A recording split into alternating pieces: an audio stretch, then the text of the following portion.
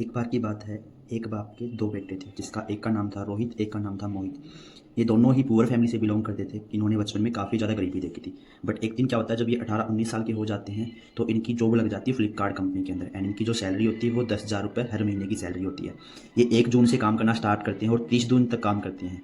काम करते करते इनको घर से 10 किलोमीटर दूर कंपनी में जॉब करने जाना होता है। तो इसलिए दोनों भाई क्या करते हैं, पहले कहीं ना कहीं से पैसे एडजस्ट करके अपना जो भी ऑटो का किराया, जो भी खाने पीने का रास्ते में होता है, वो चीज़ करते हैं। तो दोनों भाइयों के 100 रुपये लगने स्टार्ट हो जाते हैं हर रोज़ के। तो महीने के 30 दिन के अकॉर्डिंग 100 रुपये में 3,000 से 2,000 रुपये इनका पहले खर्चा हो जाता है। तो यहाँ से अपने को इतना सीखने को मिलता है कि जब भी कोई काम को हम स्टार्ट करते हैं, उस काम में पहले हमेशा इन्वेस्ट होती है। जो आप जॉब करो, वो छोटी छोटी इन्वेस्टमेंट अपने को दिखती नहीं है।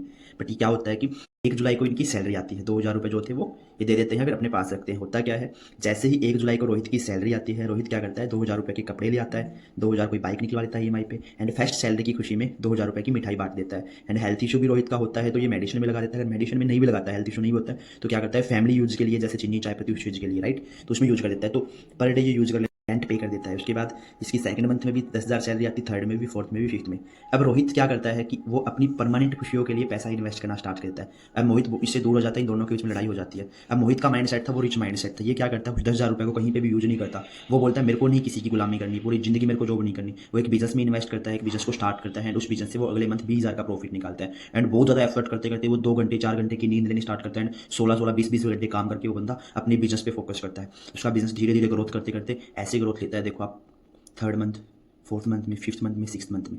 फर्क इतना ही है, इस भाई ने भी इन्वेस्ट किए, इस भाई ने भी इन्वेस्ट किए, बट इसने इन्वेस्ट किए वो कुछ टाइम की खुशी के लिए पैसे इन्वेस्ट करता है, एंड ये अपनी खुशियों को मार के एक अच्छे फ्यूचर के लिए पैसा इन्वेस्ट करता है कि चलो अभी तो मेरे पास 10,000 रुपये हैं, इसको मैं कहीं ना कहीं अच्छी जगह इन्वेस्ट करता हूँ तो मेरे को रिवार्ड ये मिलता है। और एक्चुअल इतना रिवार्ड भी नहीं मिलता। तो आपको ही पता है कि बिजनेस में अगर बंदा छोटा सा रिस्क लेता है तो वो आने वाले टाइम में प्रॉफिट निकाल लेता है। जस्ट एग्जाम्पल के लिए चीज़ बताई गई है। हो सकता है पॉसिबल है, अगर वो अच्छी स्किल्स उसके अंदर है, अगर अच्छी लगन उसके अंदर अपने बिजनेस के देने के लिए, तो बंदा एवरीथिंग कुछ भी कर सकता है। तो ये है पुअर माइंड सेट, ये है रिच माइंड सेट। कहानी से अपने को ये सीखने को मिलता है कि हर कोई माँ के पेट में नंगा पैदा होता है, बट एक इंसान आगे जाके अमीर बनता है और एक इंसान पूरी जिंदगी गरीबी में रह जाता है। फर्क इतना ही कि आप अपने पेरेंट्स को उठा के देख सकते हो। अगर आप फार्मर फैमिली या मिडिल क्लास फैमिली से बिलोंग करते हो, वो रिस्क नहीं लेते, वो कुछ ना कुछ नहीं करते, बट ये बंदा रिस्क लेता है। Like Mukesh Ambani mind set मान सकते हो, ये अपना फार्मर फैमिली से जो इंसान बिलोंग करता है उस माइंड सेट से। तो आपको इस कहानी से सीखने को मिलता है, यार हमेशा रिस्क लो। ये वो रिस्क नहीं है कि शादी में जो हम 5-10 लाख रुपए लगाते हैं, वहाँ पे जितना पैसा लगता है उतना पैसा आपका यहाँ पे लगेगा। शादी के टाइम पे तो हर कोई इंसान रिस्क लेता है ना, अब कन्फर्म तो वहाँ पे भी नहीं होती। तो यही बोलूंगा, वो रिस्क लेते हैं उससे तो छोटा ही रिस्क है। आप अपने माइंड सेट को चेंज करो, आपकी जिंदगी चेंज हो जाएगी। कोई इंसान गरीब नहीं होता, कोई इंसान अमीर नहीं होता, सिर्फ उसकी सोच उसको अमीर बनाती है, सिर्फ उसकी सोच उसको गरीब बनाती है। अगर आपकी सोच ये है